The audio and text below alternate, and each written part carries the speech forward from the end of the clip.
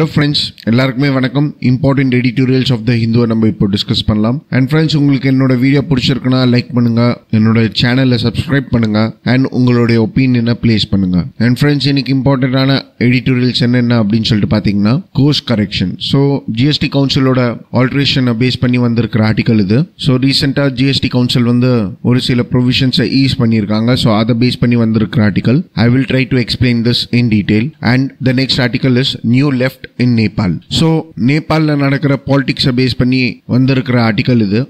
Exam point of வியூல important கிடையாது. But however I will try to give you some background about the Nepal constitutional reforms which will help you to understand this article better. Fine. And the legacy that binds. இந்த article வந்து காங்கிரஸை base பண்ணி வந்திருக்கிற article. இதுவும் important கிடையாது. A revolutionary power to yield. So இதுவும் important கிடையாது. ஏன்னா பொலிவியால நடந்த ரெவல்யூஷன், கியூபால நடந்த ரெவல்யூஷனை பேஸ் பண்ணி எல்லாம் பேசியிருக்காங்க, which is not important for UPSC point of view. But however, if you are interested to know about few revolutionary personalities like Che Guevara, then you can go through this article. But however, for the UPSC, this article is not important. And navigating a changing world, in the article important article which is related to India-European Union summit. So India and European Union base பண்ணி என்னென்ன issues இருக்கு அப்படின்னு சொல்லிட்டு இந்த article discuss பண்ணிருக்காங்க. We will look this article in detail. And when outrage proceeds verification in the article important கிடையாது. And even this article, அதாவது resource plenty, no jobs. So இந்த ஆர்டிகலும் economic dimensionsல வந்திருக்கிற ஆர்டிகல். இந்த ஆர்டிகலும் பார்க்கலாம். சரிங்களா? So coming to the first article, course correction. So first இந்த article என்ன சொல்றாங்கன்னா, GST tax regime ஆரம்பிச்சு 100 நாள் ஆகுதான். Fine. And even இந்த GST implement பண்றதுக்காக we have implemented GST council. So even several alterations were made by the GST council. And in the article என்ன சொல்றாங்கன்னா, GST council has made many alteration. And in the alteration வந்து is with respect to coverage norms and even compliance norms. So coverage normsனா எவ்வளவு turnover இருந்தா உங்களுக்கு GST apply ஆகும். So அந்த மாதிரி norms. Fine. So இதெல்லாம் எதை பேஸ் பண்ணி பண்றாங்கன்னா, they want to ease the burden of paperwork and even they want to ease the burden of the cash flow. So இப்போ GST implement பண்ணதுனால நிறைய exporters and small businesses வந்து ரொம்ப affect ஆயிருக்கு. ஏன்னா there is a decrease in the cash flow in the market. சரிங்களா? So இதை is பண்றதுக்காக they have made many alterations. ஓகேங்களா? So இந்த ஆர்டிகல் என்ன சொல்றாங்கன்னா, இப்போதைக்கு GST council have lowered the rate on nearly about 27 items. So for example, dried sliced mango, khakra, unbranded namkeen. So இதெல்லாமே வந்து food items. Fine. So இந்த மாதிரி ஐட்டம்ஸ்ல எல்லாம் டாக்ஸ் ரேட்டை கம்மி பண்ணிருக்காங்க. And even yarn, sieving threads. Fine. So இதுலயுமே tax rate கம்மி பண்ணிருக்காங்க. So ஏன் கம்மி பண்ணிருக்காங்கன்னா, டெக்ஸ்டைல் இண்டஸ்ட்ரி ரொம்ப அதிகமா அடி வாங்கியிருக்கு. So இந்த மாதிரி scenario prevail ஆவறதுனால they have reduced the tax rate on the sieving threads.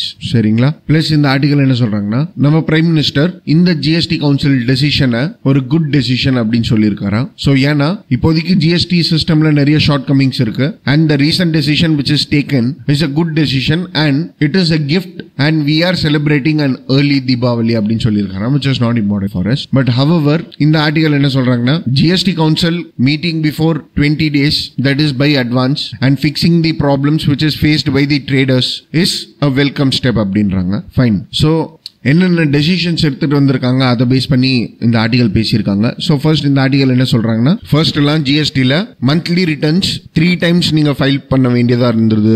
ஆனா இப்போ அது கிடையாது. And even annual return filing of GST வந்து இப்போ நீங்க குவார்டர்லி கூட பண்ணிடலாம். And this will be available for those firms which has a turnover which is less than 1.5 crores. சரிங்களா? ஸோ சிம்பிளா சொல்லணும்னா யார் யாருக்கெல்லாம் 1.5 crore கீழே டர்ன் ஓவர் இருக்குதோ அவங்க எல்லாம் மந்த்லி ரிட்டர்ன்ஸ் 3 times பண்ண வேண்டிய அவசியம் இல்ல.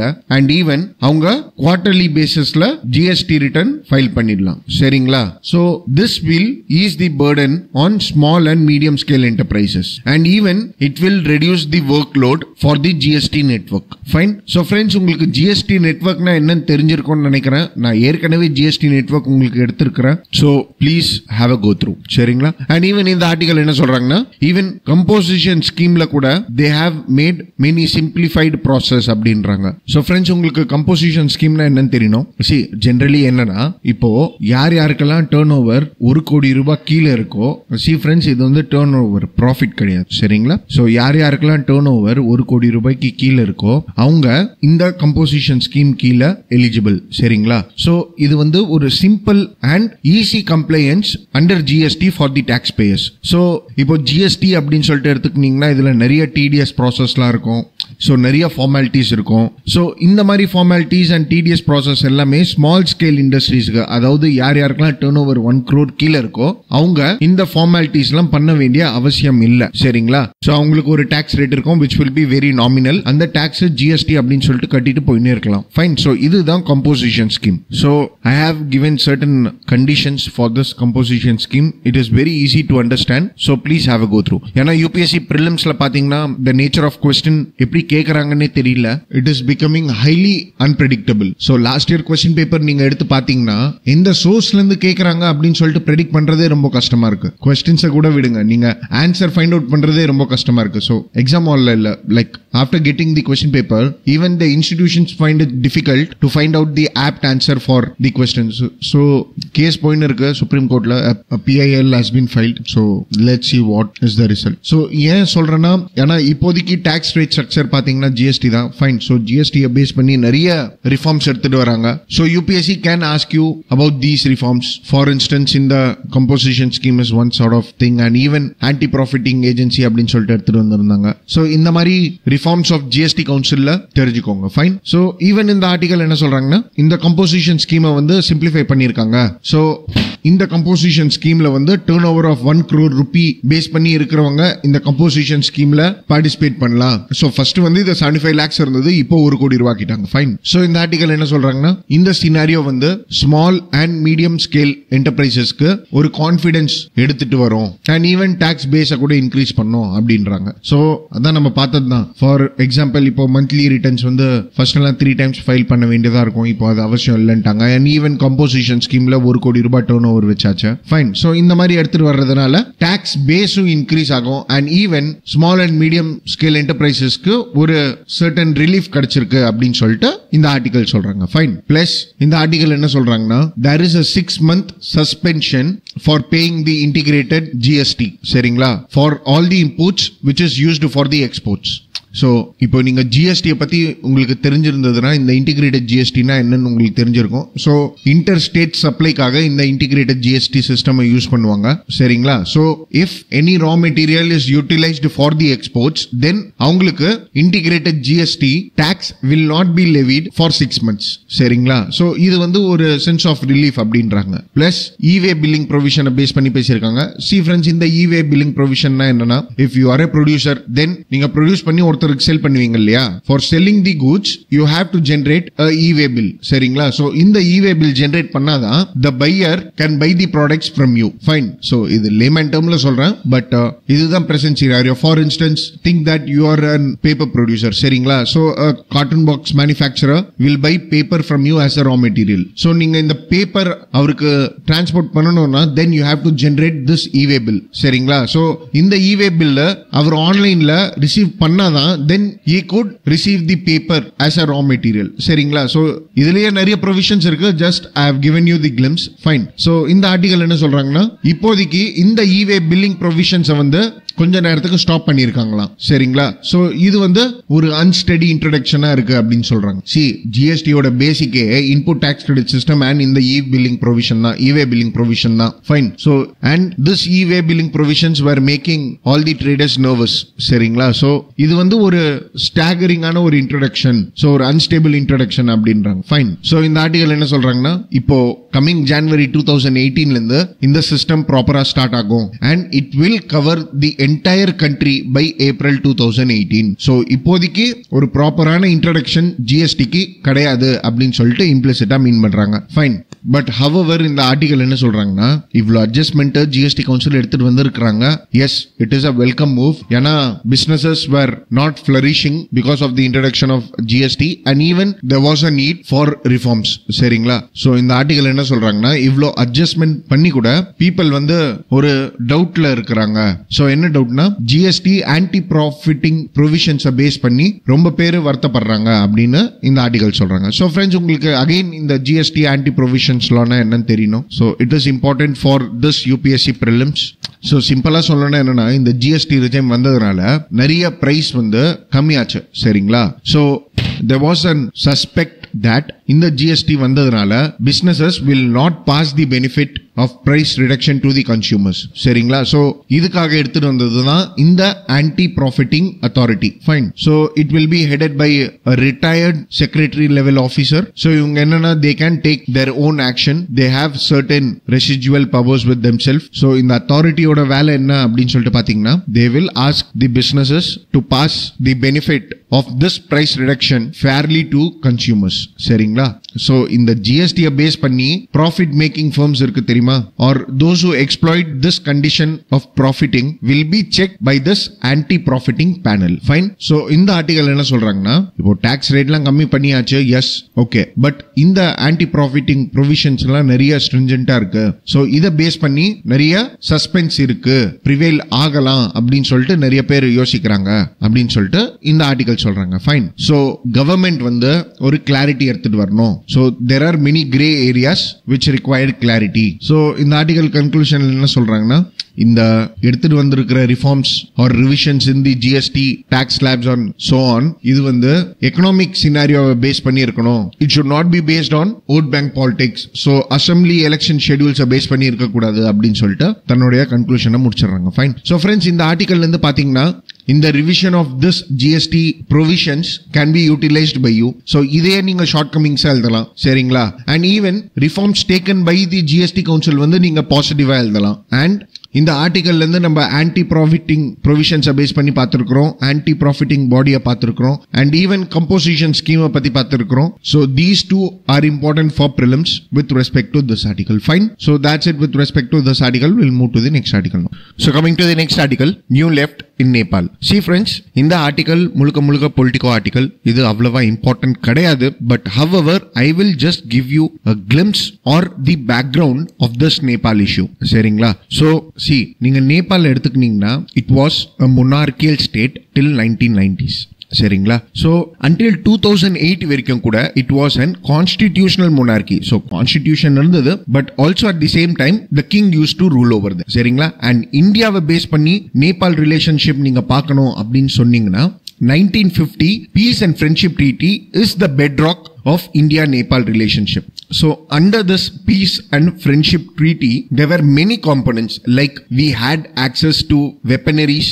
For example, Nepal can access weaponaries from India. சரிங்களா? And even we will treat Nepal as a close ally. So நம்ம அவங்களுக்கு national treatment கொடுத்துருந்தோம். So national treatment na, once a Nepal good is imported to India, then the good of Nepal, அதாவது the goods of Nepal will be treated the same manner as treated for the Indian goods. So Indian goods நம்ம எப்படி treat பண்றோமோ அப்படிதான் நேபாள் goods-ஐயும் treat பண்ணோம். Fine. And even citizenship base பண்ணி we give reciprocal treatment. So reciprocal treatment na residence, property, business, movement. So Nepal கூட நம்ம நிறைய diplomatic ties வச்சிருந்தோம். சரிங்களா? So இந்த 1950 Peace and Friendship Treaty is the bedrock of the India-Nepal relationship. So இப்போ நான் சொன்ன பாயிண்ட்ஸ் எல்லாமே 1950 Peace and Friendship Treaty கீழ தான் ப்ரொவைட் பண்ணாங்க. Fine. So these are the provisions. And இப்போ என்னாச்சுன்னா 2005ல ஒரு 7 party alliance நேபாள்ல வந்தது. So 7 party allianceனா 7 political parties, 7 different political parties in Nepal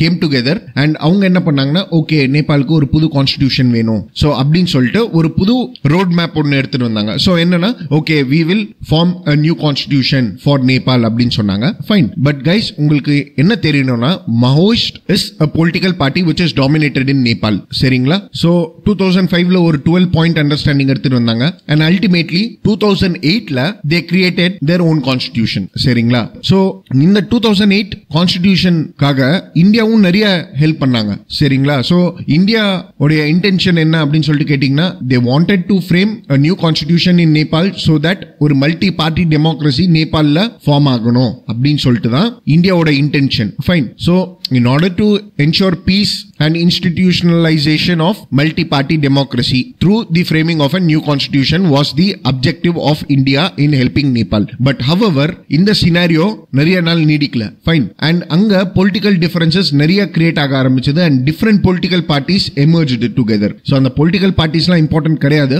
Fine. So however, you need to know that Maoist is the majority party in Nepal. சரிங்களா? So அவங்க என்ன பண்ண ஆரம்பிச்சாங்கன்னா, when they came to power, they created a second constitution assembly. So on the second constituent assembly created a new constitution for them in the year 2015. And in the second constitution, which was formed in 2015, did not represented Madesis. சரிங்களா? So Madesis யாரு அப்படின்னு சொல்லிட்டு கேட்டீங்கன்னா, those are the people who live in Terai region. So Terai region பாத்தீங்கன்னா ஹிமாலயாஸோட food ஹில்ஸ்ல இருக்கும். Fine. So Kader, பங்கர், older அலுவியம். So இதே மாதிரி தெராய் என்றது ஒரு ரீஜன். ஃபைன். சோ இந்த தெராயில வாழ்றவங்க தான் இந்த மாதேசிஸ். சோ இவங்களுக்கு ஒரு ப்ராப்பரான ரெப்ரசன்டேஷன் கொடுக்கல. ஏன் அப்படின்னு சொல்லிட்டு பாத்தீங்கன்னா, because of the demarcations of province. So இவங்க ப்ராவின்ஸ் டிமார்கேஷன் எந்த மாதிரி தெரியுமா பண்ணாங்க, மாதேசிஸ்க்கு பாப்புலரான மெஜாரிட்டி கிடைக்க கூடாது அப்படின்னு சொல்லிட்டு செகண்ட் கான்ஸ்டிடியூஷன் அசெம்பிளியை ஃப்ளேம் பண்ணாங்க. And this was opposed by India. சரிங்களா? சோ இதனால one could see a rift between India and Nepal. சரிங்களா? சோ நான் கிளிம்ஸ்ல தான் கொடுத்திருக்கிறேன் இந்த background, but however if an article comes with respect to India Nepal relationship, then I will take it in an elaborative manner. சரிங்களா? So இப்போ என்ன ஆயிருக்குன்னா, நேபாள்ல இந்த லெஃப்ட் பார்ட்டின்னு சொன்ன தெரியுமா, so Maoist is the majority form of party in Nepal அப்படின்னு சொன்ன இல்லையா. சோ இப்போ என்ன பண்ணிருக்காங்கன்னா, Maoist and even Marxist Leninist, so they have the same ideology and even Nyaya Shakti party, இவங்க எல்லாமே லெஃப்ட் கவர்மெண்ட். சரிங்களா? சோ லெஃப்ட் கவர்மெண்ட்னா they are someone who follow socialism. So இவங்க எல்லாம் ஒரு கொலியேஷன் ஃபார்ம் பண்ணி ஒரு லெஃப்ட் அலையன்ஸா உருவாயிருக்கிறாங்க. ஃபைன். சோ எதுக்காக பண்றாங்கன்னா, இப்போதைக்கு ஒரு புது எலெக்ஷன் வரப்போகுது அண்ட் அந்த எலெக்ஷனுக்காக இவங்க மெஜாரிட்டி காமிக்கணும் அப்படின்னு சொல்றதுக்காக Marxist, Maoist and even Nyaya Shakti party have made an alliances. சரிங்களா? சோ இந்த ஆர்டிகல் என்ன சொல்றாங்கன்னா, this is a major shift in Nepal polity and even constituent assembly election 2008 2013 நடந்திருக்கு. சோ இப்போதான் நம்ம பேக்ரவுண்ட்ல பாத்திருப்போம். சோ இந்த மாதிரி ஏற்கனவே கான்ஸ்டிடியூயன்ட் அசெம்பிளி நடந்திருக்கு அண்ட் 2013 இவங்க மெஜாரிட்டியா வந்திருக்காங்க அண்ட் இப்போ இவங்களோட மெஜாரிட்டி காமிக்கணும் அப்படின்னு சொல்றதுக்காக they have joined it together and this will have an implication over India and especially the Madesis. ஏன்னா Maoist வந்து they are against Madesi. சரிங்களா? So they do not want to give a popular representation to Madesi. So இவ்ளோ தெரிஞ்சுக்கினீங்கன்னா போதும். Fine. And if you want to know more about the political scenario which is happening in Nepal, please read this article. But however, in the political scenario is not important for UPSC point of view, but simple என்னன்னா, left form of government ஒரு 3-4 political party have combined it together. சரிங்களா? So இவ்ளோ தெரிஞ்சுக்கினீங்கன்னா போதும். It's more than enough. Fine. So we'll move to the next article. Coming to the next article, navigating a changing world. So இந்த ஆர்டிகலுக்கு போறதுக்கு முன்னாடி கொஞ்சம் background பார்த்தலாம். So 14th annual summit of India and European Union இப்போ ரீசெண்டா டெல்லியில் நடந்தது. So it is the 14th annual summit. சரிங்களா? So please have a note of these factual information. ஏன்னா even in 2016 there was a question with respect to India and African Union. So international relationல என்ன கேட்டிருந்தாங்க UPSC பேப்பர்ல, whether it was the 4th summit அப்படின்னு சொல்லிட்டு கேட்டிருந்தாங்க. So அந்த மாதிரி இதுலயும் கேட்கறதுக்கான சான்சஸ் இருக்கு. So அதனால the 14th annual summit held in New Delhi. சரிங்களா? So it was the 14th summit and India and European Union பாத்தீங்கன்னா they were strategic partners since 2004 and 13th annual summit, அதாவது போன வருஷம் summit வந்து Brusselsல நடந்தது. Fine. So another important point to be noted is that all the summits do not held in India. சரிங்களா? So it is European Union. Okay? So European Union happens to be the largest destination for Indian exports. Fine. And it is also a key source of investment for India. And friends, உங்களுக்கு இது தெரியணும், அதாவது in 2007 இந்தியாவும் European யூனியனும் broad based trade and investment agreement எடுத்துட்டு வரணும் அப்படின்னு சொல்லிட்டு negotiation ஆரம்பிச்சாங்க. சரிங்களா? So trade and investment agreement அவ்வளோ சிம்பிளா இதை ஞாபகம் வச்சுக்கோ. பட் ஹவவர் சின்ஸ் 2007 இந்த ட்ரேட் அண்ட் இன்வெஸ்ட்மெண்ட் அக்ரிமெண்ட் நம்மளால இம்ப்ளிமெண்ட் பண்ண முடியல. It has witnessed many hurdles. So என்ன மாதிரி இஷ்யூஸ்க்காகனா, intellectual property rights and even duty cut with respect to the automobiles and the spare parts. So anti dumping duty, countervailing duty, intellectual property rights. So இந்த மாதிரி issuesனால இந்த broad based trade and investment agreement is not implemented in a full-fledged manner. சரிங்களா? So சிம்பிளா சொல்லணும்னா intellectual property rights issue உங்களுக்கு தெரிஞ்சிருக்கும்னு நினைக்கிறேன். Fine. So European Union happens to be the first world order nations who always give priorities to the privatized companies. But however, நம்மலாம் third world order nations. Fine. So difference of opinions கண்டிப்பா இருக்கும். Fine. So coming to the article. இந்த article என்ன சொல்றாங்கன்னா, the negotiation between India and European Union Trade Pact, அதான் இப்போ நம்ம பார்த்தோம் இல்லையா பேக்ரவுண்ட்ல, broad based trade and investment agreement, they have not progressed during this 14th summit அப்படின்னு சொல்லிட்டு சொல்றாங்க. Fine. So ரெண்டு பேருமே இப்போவும் bargain பண்ணிட்டு தான் இருக்காங்க. So they are bargaining with respect to the powers and understanding of their relative position on the international stage. But however, there were few positive outcomes அப்படின்னு சொல்லிட்டு சொல்றாங்க. So this outcome is not with respect to trade, it is beyond the trade அப்படின்றாங்க. Fine. And last year இந்த summit Brusselsல நடந்தது. So அதான் நம்ம ஏற்கனவே பேக்ரவுண்ட்ல பார்த்திருப்போம். So அப்போ நம்ம many issues discuss பண்ணோம். For instance, Brexit, election and even issues with respect to France and Germany. Fine. So இந்த மாதிரி issues எல்லாமே டிஸ்கஸ் பண்ணாங்க அப்படின்னு சொல்லிட்டு சொல்றாங்க. And even இந்த ஆர்டிகல் என்ன சொல்றாங்கன்னா, டொனால்ட் ட்ரம்ப் US பிரசிடென்ட்டா ஆனதுக்கு அப்புறம் the emphasis on the European Union has grown அப்படின்றாங்க. So எதுக்கு அப்படின்னு சொல்றாங்கன்னா, because ட்ரம்ப்ஸோட அட்மினிஸ்ட்ரேஷன் எப்படி இருக்கும் அப்படின்னு சொல்லிட்டு அன்பிரெடிக்டபிளா இருக்கு. So அதனால there is a growing identity shift towards the European Union அப்படின்றாங்க. பிளஸ் இந்த ஆர்டிகல் என்ன சொல்றாங்கன்னா, இந்த நடந்த சம்மிட்ல இந்தியா அண்ட் யூரோப்பியன் யூனியனை வேர்ல்டு லார்ஜஸ்ட் டெமோக்ரஸி அப்படின்னு சொல்லிட்டு கிளைம் பண்ணிருக்காங்களாம். ஃபைன். சோ வேர்ல்டு லார்ஜஸ்ட் டெமோக்ரஸினா ஒரு சாவரன் நேஷன். ஃபைன். சோ இந்த ஆர்டிகல் என்ன சொல்றாங்கன்னா, யூரோப்பியன் யூனியன் ஒரு சிங்கிள் மார்க்கெட், வேர்ல்டு லார்ஜஸ்ட் மார்க்கெட்னு கூட சொல்லலாம். ஏன்னா it comprises of 28 democratic countries. But however it is not sovereign அப்படின்றாங்க. சோ ஏன் சாவரன் இல்ல அப்படின்னு சொல்லிட்டு கேட்டீங்கன்னா, ரீசெண்டா நடந்த பிரெக்சிட் இதுக்கு ஒரு எக்ஸாம்பிள். ஃபைன். சோ இதெல்லாம் அவ்வளவா இம்பார்ட்டன்ட் கிடையாது. So சிம்பிளா என்னன்னா, இந்தியா யூரோப்பியன் சமிட் நடந்தது. They have claimed themselves as world largest democracies. சரிங்களா? Because UPSC mains point of வியூல இந்தியா யூரோப்பியன் யூனியன் ரிலேஷன்ஷிப் கேட்கறதுக்கு வாய்ப்புகள் ரொம்ப கம்மி. But however for the prelims point of view நான் கொடுத்த ஃபேக்சுவல் இன்ஃபர்மேஷன்ஸ்லாம் இம்பார்ட்டன்ட். சரிங்களா? பிளஸ் இந்த ஆர்டிகல் என்ன சொல்றாங்கன்னா, இப்போ இந்த மல்டிபோலார் வேர்ல்ட்ல, so I hope you know what is the difference between bipolar and multipolar. So if you know, please write it down in the comment box.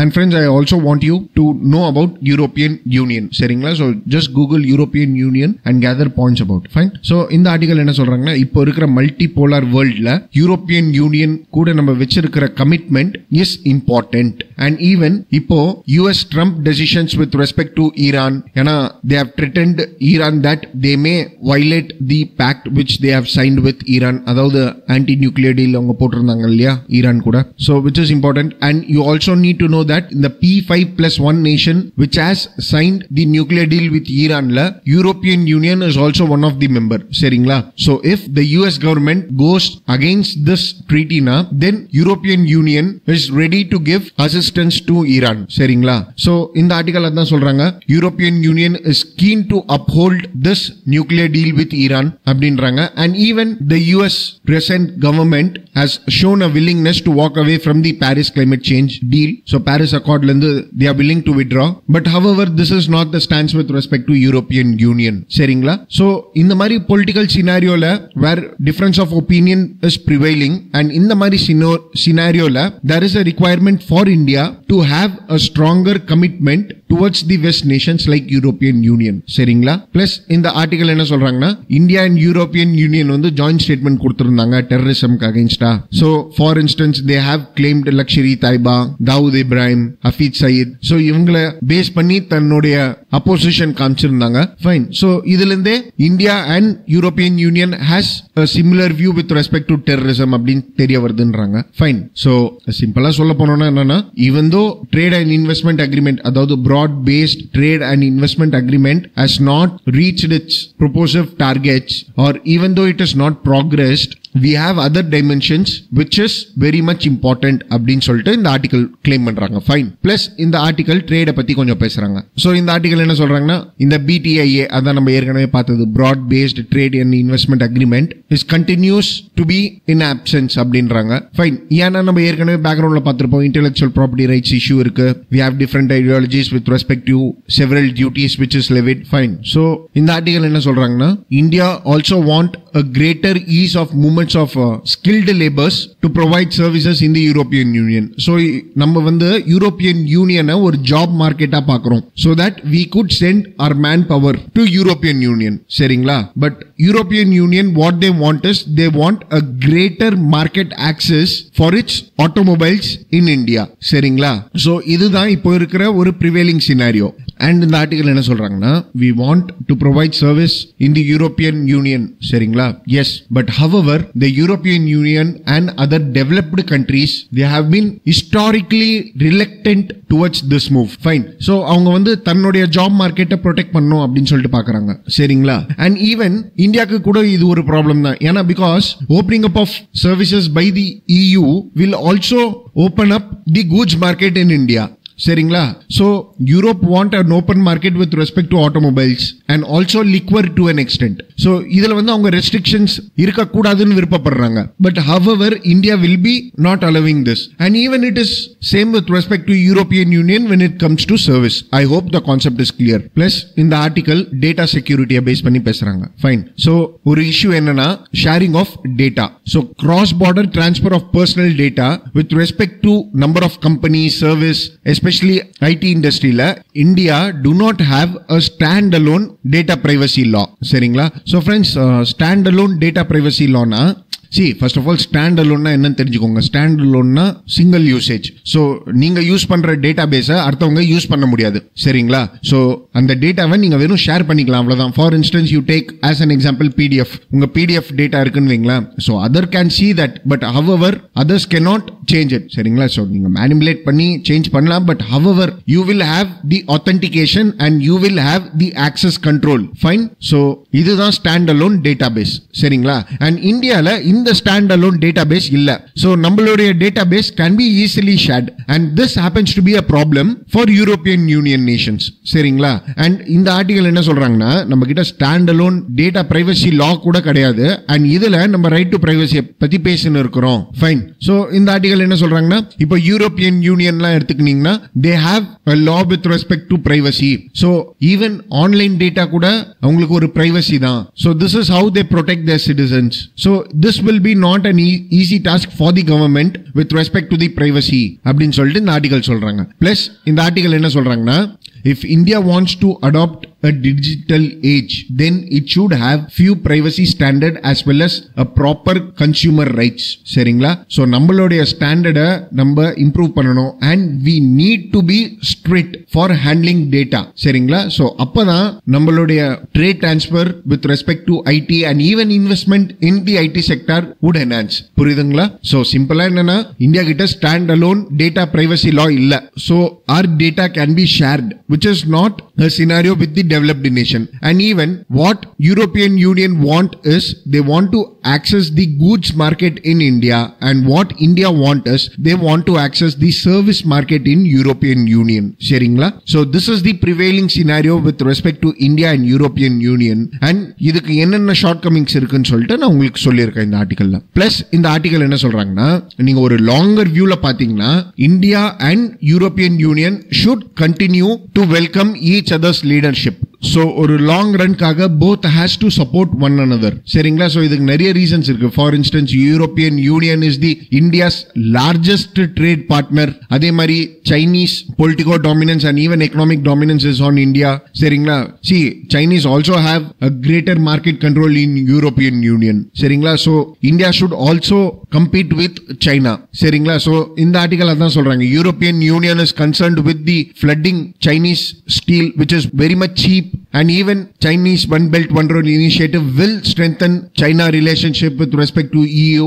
So this makes European Union an important tool for India because it has many potential with respect to trade. சரிங்களா? So இந்த article numbers பத்தி பேசுறாங்க. 100 billion euros trade நம்ம பண்ணிருக்கோம் last year with respect to goods and services, and it is not only with respect to trade, it is also with respect to other dimensions, with respect to space, opportunities for leadership, and even for partnerships, automobile service, whatever it may be. So this summit will pay for both India and European Union to keep each other close. Fine. So that's it with respect to this article. Friends, I request you to please make a note of this article because India European Union base பண்ணி நீங்க இந்த பாயிண்ட்ஸ் எழுதுறா and even India European Union China trilateral relationship எழுதுறா. So India China relationship கேட்டிங்கனா then you could also infer points from this article. See friends, here I would like to give you a tip. சரிங்களா? So இப்போ India China relationshipனா நீங்க India China dimensionsல தான் எழுதணும்னு அவசியம் இல்ல. You need to